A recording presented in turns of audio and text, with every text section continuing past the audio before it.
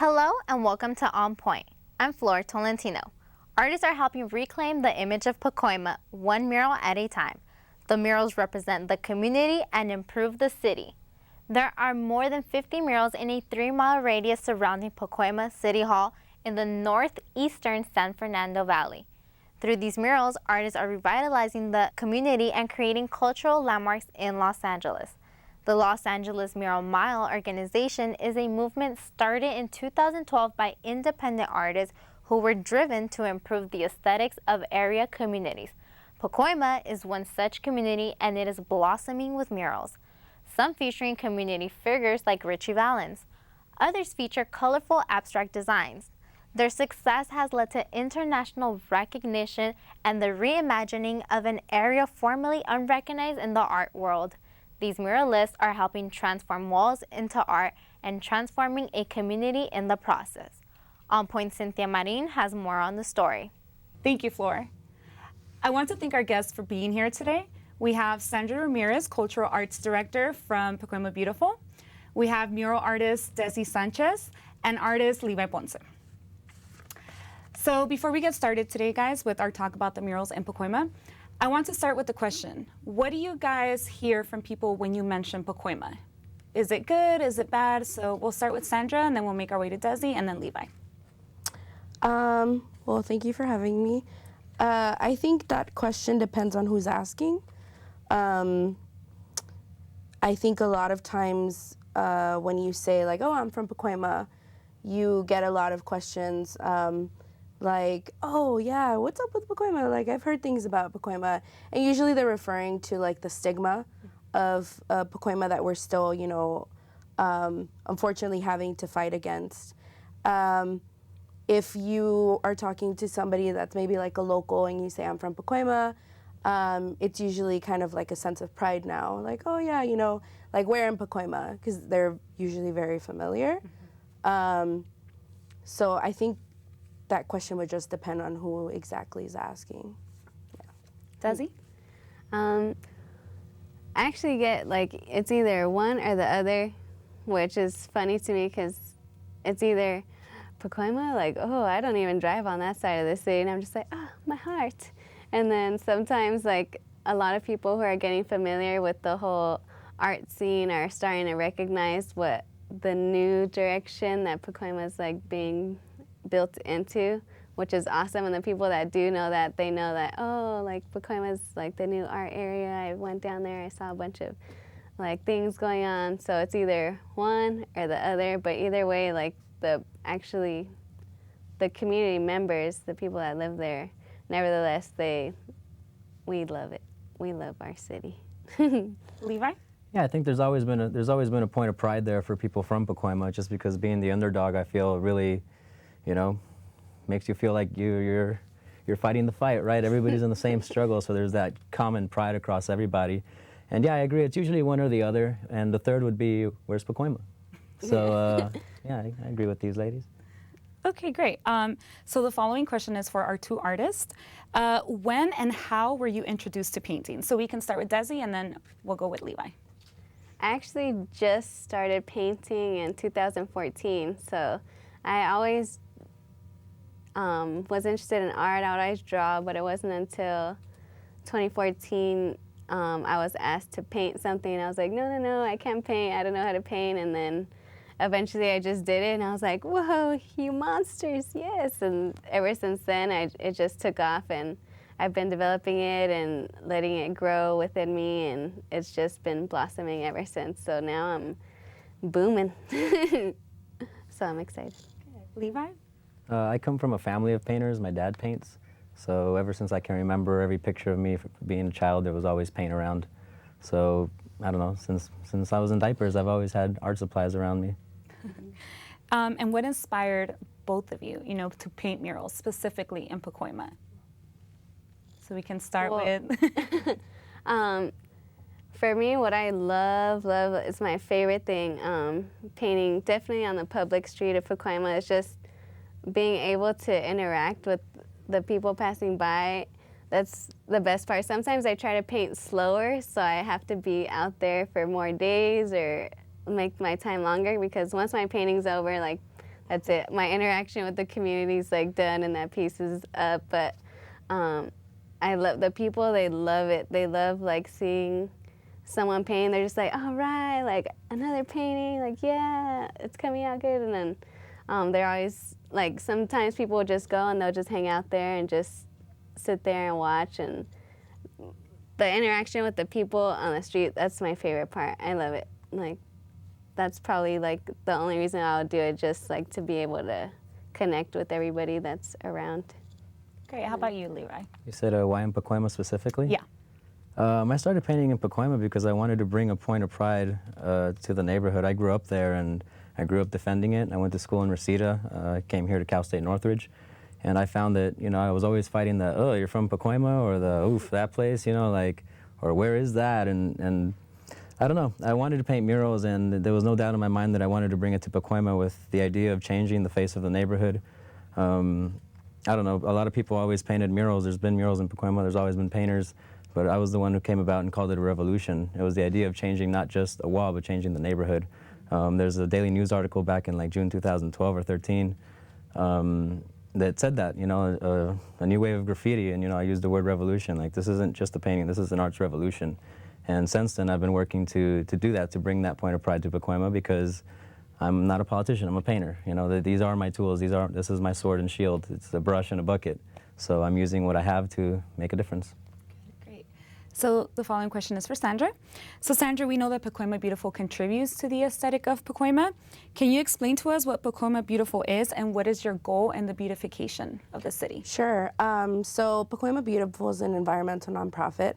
All the work that we do is around environmental advocacy, and we host very multi-generational programs, events. We get involved in policy. So we have a large youth base, but we also have a large adult base.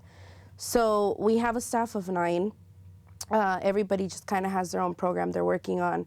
So we do a lot of advocacy around lead abatement and clean homes and how to reduce, like, you know, asthma triggers.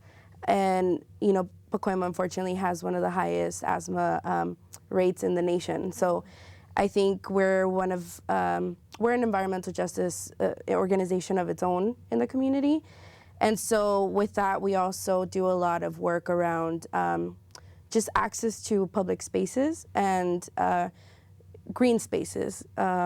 We don't have enough in the community. That's why, you know, I'm sure you guys are familiar with the parks and how they get around Easter Sunday. And it's just really hard for you to find a space to go hide your eggs. And again, that speaks to our lack of resources in our communities. So that's just a little spiel on what we do.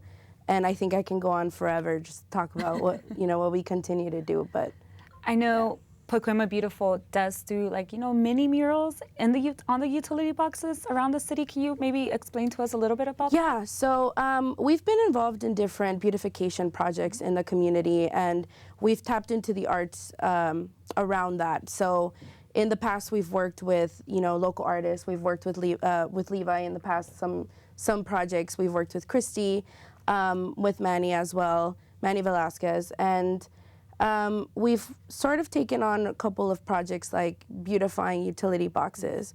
You know, we do a lot of tree planting and, you know, things of that sort, but we also tap into like the culture arts in doing that. So we did an event where it's called Prende el Sol. So we took over a public space, now it's Bradley Plaza, and we just threw in there a whole bunch of papel picado, and people loved it because we were bringing back, you know, that culture or that feeling of culture. So a lot of people came out from the community and were like, what is this? But essentially, you know, what called them out was the arts. So that papel picado that we set up, and it just a little bit of what we've done with art. Great. So this next question is actually open for all. In your opinion, and from what you have seen or heard, how have the murals changed the look of Pacoima? We can start with Levi and then Desi and Sandra. To be honest, I'm not sure how they've changed the look. I think it, again, my whole idea was, you know, just doing what I could do to change the neighborhood. You if it's changed the image of Pacoima is that we now have that third element. People now say, oh, it's people who are tuned to the arts tend to know that and have been out there or plan on going out there.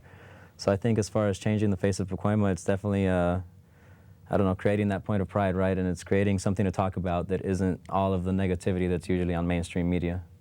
Desi, have you heard anything about the murals, like how people react to them? So just a lot of love. Everybody gets so excited, especially it's important, not just for myself, but just like for the community, knowing that most of the artists are actually from Pacoima.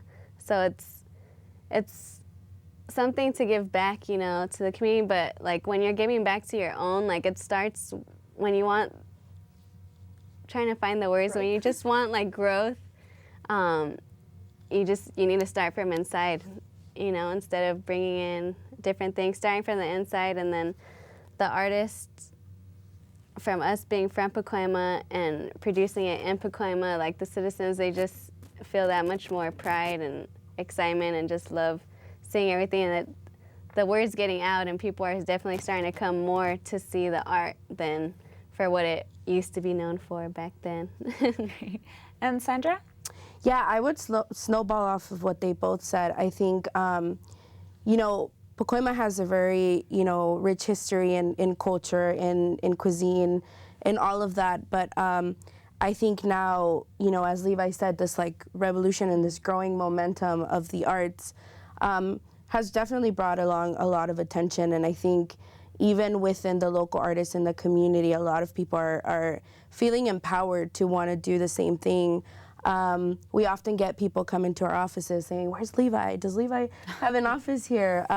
Because they want to collaborate and they want to become stewards of, you know, the change in the community and put their art up on the street. And I think it's a great thing. I think it's created a lot of positivity. And so yeah, I would say it's changed the way we see, even like Pacoima residents see our community. Great. Yeah. So we visited Pacoima last week, and we asked some local artists to give us some insight about how the murals contribute to the city, and here's what they had to say. A lot of the murals here in Pacoima have existed since I was a kid, and they've been around, so I feel they help contribute to that cultural hub and center that is Pacoima. I mean, it makes the city more artsy for sure. Pacoima is definitely a place that has a lot of culture. It's rich in culture, it's rich in you know, different diversity, and so you know, I think it's important that we embrace that. And I feel like you know, murals is art in general is part of the, you know, being in touch with like, you know, culture and supporting the youth and, you know, improving the looks of the city. Everybody wants to start coming here now and check out the murals. You know, Pacoima's kind of blowing up for that, and we just gotta go ahead and keep on pushing, keep motivating others to go ahead and do it. You know, because then we're gonna make this a capital of the art scene. You know, so everybody from the world is gonna be coming here. So actually, a lot of these artists that we spoke to, Levi, said that you were an inspiration to them. So my next question for you is, how do you feel knowing that your work has touched so many people in the community and that they look up to you?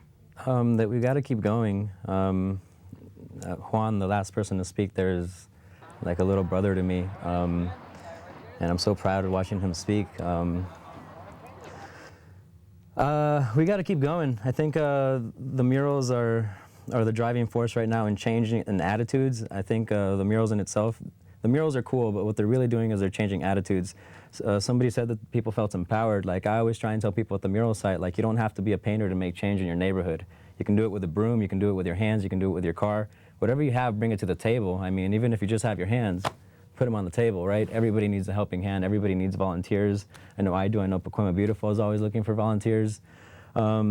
So we just got to keep going. I push myself to make the artwork better. I feel like the better the artwork is, the more people are inspired, and the more people believe in the movement, the more people believe in the change that we're making happen. So I push myself all the time to get better as an artist, get better as a communicator, and get better as a person, because some people have told me that and let me tell you right now that it's very true. Like, I come off, like I just said, I don't come off very nice sometimes, but that's because I'm often pushing for something that I really believe in, and I'm an agitator, and I'll go in and I'll push people around. I have very little regard for the law. Most of my work is illegal. I believe in the change that I'm making or trying to make or helping make, and I push for it. So I don't know, I think we got to keep going, and I think we all got to do our part, and we all got to keep looking forward, not backwards, and improve. There's always bumps along the way, but I think we got to push forward. Great, great. This next question is for you two. So based on the community's response and experience, have you personally experienced or seen any type of controversy for a mural you painted? So we can start with Levi and then Desi. Every single mural I ever painted had controversy. I mean, pick one. Danny Trejo was too violent. Lady of the Valley was catering to, you know, white aesthetics. You know, Pacoimeras was sexist. I mean, pick one. They're all full of controversy. Anytime you take anything and put it up that big on society, people are going to have something to say. I mean, you can see the divide in the country right now. I travel a lot, and you go to Florida, and there's pro-Trump stickers everywhere, and they think people like me are crazy. You come out here, and there's, you know, we think they're crazy. So there's definitely a divide, and there's a divide everywhere. And I think when you put something up that big in a public space, there's always going to be, you know, opinions. So yeah, every mural controversy, it's something you got to push forward. And I've always said it's about the bigger picture. It's not about any individual mural. It's about my work as a whole. So I think my work as a whole is progressing, and I'm going to keep doing it regardless of what people think. Desi, have you experienced any sort of controversy? I actually have not experienced that much, but pretty much Levi said it all. There is something that someone's going to have to say, negative or positive. You know, you can't please everybody. You can just go with what you feel is what you're doing is right, and which is why you're, you know, painting what you're painting for everybody to see. And no matter what others might critique it as, it's always going to have its reasonings, no matter if it's something, you know, to her, something to someone else. It has a different meaning to everybody. So controversy, for me personally, I haven't experienced. I know the only thing from my last mural that was public, it was some nudity on it. But actually, for me, I haven't really experienced an extreme amount of controversy. I've been lucky. I'm definitely new to the wave, but I'm definitely excited, and Levi said it all about the murals. Some people love it, some people are confused, some people are trying to figure it out internally what it means to them, but regardless, it all has a purpose in the end. Thank you. Levi, I know we touched upon controversy. I wanted to just talk about really quick. I remember driving down Van Nuys Boulevard. From one day to another, I see the mural of, you know, Mexican drug kingpin El Chapo. One day to another, it was whitewashed. So if you can please explain to us, you know, what whitewashed is, and then, you know, why does this happen, and how often does it happen where murals get just whitewashed and blanked out, and, you know, it's like as if they weren't there anymore? Murals get whitewashed all the time, usually if they're illegal. The city has, and really quickly, the city has a formal process for painting a mural, which involves 2 community meetings. So you'll never see I don't know, the rawest art will never go through those community meetings. I've never sat through a community meeting. I just don't have the time to do it. I don't believe in that red tape. As far as I don't know, murals get whitewashed all the time. Were you referring specifically to that one? Yes. El Chapo, he's idolized by a lot of people in Pacoima. Obviously the drug dealers love him, the drug users love him. It is what it is, and in this case, the artist thought it was rather, I don't know, what's the word to use, interesting topic of conversation, so the artist painted him. And half the community was roaring and cheering, and the other community was roaring and hating. And everybody's entitled to their own opinion. And, you know, whether you're against nudity, whether you're against, you know, whatever it might be, people are always against something. In this case, it was a drug lord. And so somebody filed a formal complaint, which, you know, caused the building owner to have to whitewash it. It happens all the time. It's not just with drug dealers. Graffiti art is very vulnerable to being whitewashed for those same reasons. People look at it and see it as a negative thing and, you know, erase it. In this case, I think, you know, there's definitely some reasoning behind it. People might see that as putting up a role model to kids in the neighborhood and things, you know, as somebody to be admired so much so that they have a mural of themselves now. Well, I'm not sure what the artist's intention was. The mural went up. It was a nice mural, you know, very small, very well placed. but it didn't last. And that's the case with a lot of illegal work, and that's the risk you take as an artist when you put your work up that way. And then I wanted to ask both of you, why street art? I know you said it's you know, it's a risk, you know, just going about it that way, but why do you guys choose street art as opposed to maybe painting a canvas and having it up in a museum or a gallery? So Desi, maybe we can start with you and then we can go next to Levi. I would say just for the freedom of putting out there what you really want to put, because like you said, the whole process of going through, you need to make sure, you know, it's appropriate, it's going to get approved, and it's by a panel of, you know, a number of people, and if certain people disagree with it, then you're out. With street art, it's illegal. It's what do you want to do, what you want to say. No one's watching you. You just do it. You do what you want to do, and it's out there. So it's definitely more free, and for the artist, it's funner to be free. Levi, do you want to add something, or? Why street art over canvas? I don't know. I've painted both. I've had both hung on museums, both canvases and actual mural pieces. I don't know. For me, the street art element is something that Desi was referring to earlier. Sometimes she'll take an extra day or two on a wall just to continue interacting with the community. That's when most of my work happens, is interacting with the community. That's where I met, you know, people like Juan, who I can then help, you know, develop not just his artistic skills, but his education, because that's really what it's all about. And that's what I'll always push for, regardless of what people are doing, is get an education. Education is the best thing you can do for your art. You know, learn to speak, you know, all these things come with an education. You learn to write, you learn to speak, you know, and then learn salesmanship, and nobody's going to sell your art but you. At the end of the day, you got to believe in what you're selling, and you got to be able to sell it. So I always tell people, you know, go to school and learn some salesman, get a salesman job, you know.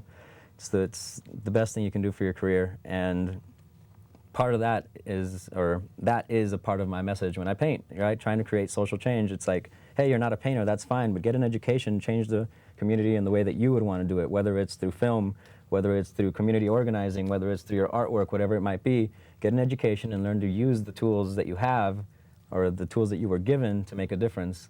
So for me, public art is all about the public. It's about that interaction, and that is absolutely the best part. And the reason why I'm at the wall is interacting with people. You just don't get that with canvas works, at least in my experience. Okay, great. And Sandra, Yeah. From your point of view, what role does an artist have in society? They're the creative, like, placemakers. I think it takes a lot. Like, you know, he mentioned, like, community organizing, and it takes, you know, a certain person to be able to pursue, like, those type of assignments or those tasks in a community. And then it takes an artist to actually put up an idea. So, like, we can brainstorm and say, like, oh, this is what we would love for something to look like. But not everyone has those skills to actually make it and put it up either on a wall or a canvas. And I think they're essential. And so I think that's why I'm really happy about the positivity that, you know, this is creating, and also the growing momentum. I met Juan a couple of days ago as well. We worked on a mural in the past, but that was years ago, and it was very brief.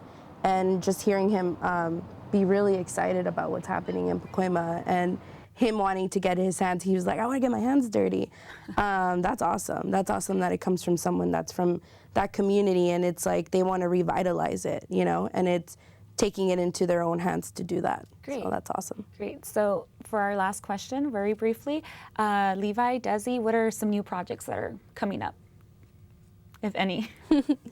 Well, a lot of my focus right now, I'm trying to go into the girl power movement. Oh, great. Just for myself and a lot of women artists that I surround myself with, we just try to, we're trying to, like, do a lot of collaborations together and just continue with the movement of the girl power. Levi, any new projects coming up soon? We spoke about canvases. I rarely paint on canvas, and I've rarely exhibited. I'll have one up at the Peterson Automotive Museum coming up in June. So I invite you all to come out and take a look at that if you're interested. I'm also working on a mural with a Red Bull coming up this month. I'm friends with my buddy Zoo, who's a musician. I did his album cover. We're going to be doing a piece over in Culver City. I work for Disney Imagineering full-time, and we're busy wrapping up the World of Pandora in Florida. So I'll be over there the next couple of weeks. And yeah, just keeping it forward. I think what I'm most excited about won't come till next year, but I'm working on a 6-piece mural set. When I first painted in Pacoima, I did 12. I'm designing 6 now, and they'll all be unrolled at once in my usual fashion. So you'll see 6 new murals pop up in Pacoima. I won't be taking as many volunteers as I have in the past. I believe that the aesthetics really drive the movement, and I've always let anybody help, but I think really having some murals that push technical ability and just push the beauty of what a mural can be will really inspire others to not only follow murals, but follow, embracing and changing their neighborhood. So I have a lot going on, but that's what I'm really looking forward to, is being able to unroll that as soon as possible. Great. Well, guys, we're at the end of our show, but I would like to thank you so much for being here today. Thank you. Thank you.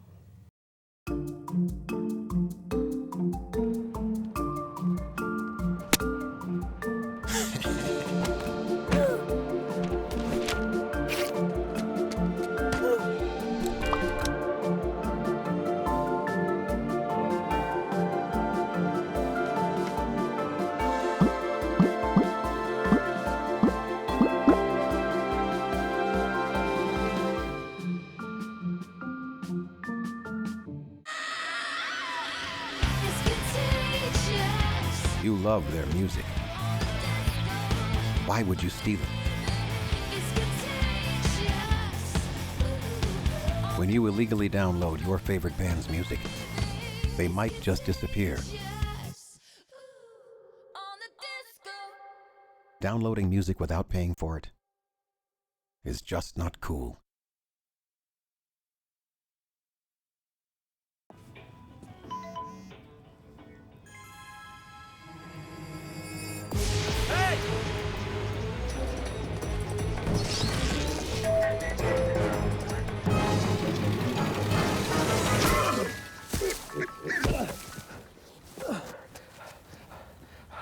So, same time next week? Well, of course. Put away a few bucks, feel like $1 million. For free tips to help you save, go to Feed the Pig. Hamilton was adopted from a rescue in 2008. He knows he's a pretty big deal. How could you not love him?